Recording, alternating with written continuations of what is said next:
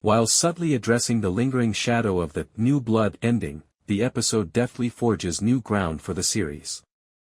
Dexter, Resurrection's first season officially ends with an episode that is both safe and out of the ordinary.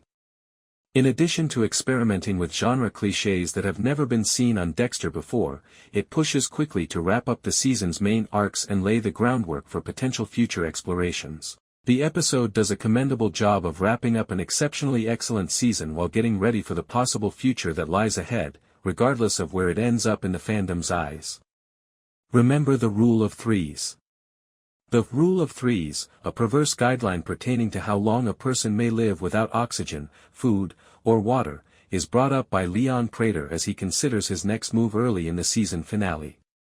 Paradoxically, it also made me realize that Dexter, Resurrection is the third installment of the venerable series, which concluded in 2013. Even while I think Original Sin and New Blood were both brilliantly done in their own way, Resurrection is the series that will be remembered most for recapturing the fans' enthusiasm and creativity. Ironically, and possibly surprisingly, this conclusion feels a lot like a rerun of the contentious New Blood climax.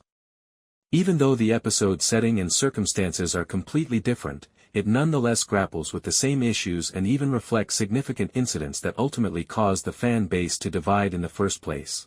Naturally, the authors take use of this rare chance to draw attention to those parallels while examining a whole different set of possibilities that will undoubtedly satisfy readers who felt let down by the original conclusion.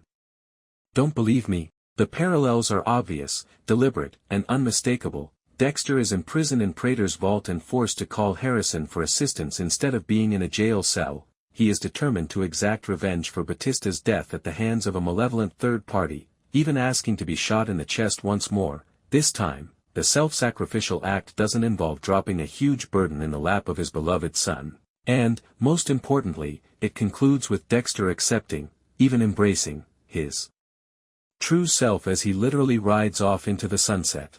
Basically, this episode feels like a smart, and incredibly entertaining, salve for those who didn't enjoy the conclusion of New Blood, which, for the record, I didn't. I'm glad I killed you when I had the chance.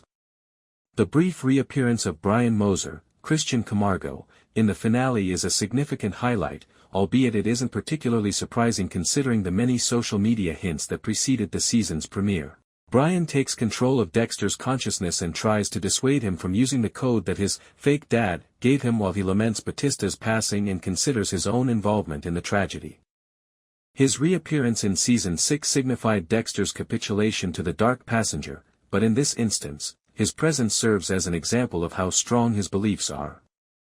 Brian's entrance here symbolizes something a little more complex than Trinity, Miguel, and Doakes' appearances in Episode 1. Even though they were only dreams, Dexter's prior ghosts in the premiere helped save him from certain death. Brian's look completely negates Harry and symbolizes his ongoing inclination to forsake the humanity he has always held on to. Given that he is imprisoned in a room full of reminders of what he might have been in the absence of Harry's code, it is particularly moving. Dexter responds to Brian's ridicule of his alleged frailties by embracing his feelings of sorrow for Angel and intensifying his resolve to murder his brother. It's an excellent approach to highlight Dexter's progress across the lengthy span of the program. It wasn't an easy decision to kill Brian, but he doesn't waste any time in taking satisfaction in his decision and enthusiastically forcing Brian out of his frame of mind. You are going through a lot of trouble for a man you barely know. Harrison takes on a lot of the action as he performs a terrifying rescue mission at Prater's gala, as Dexter is confined to Prater's vault for the most of the episode.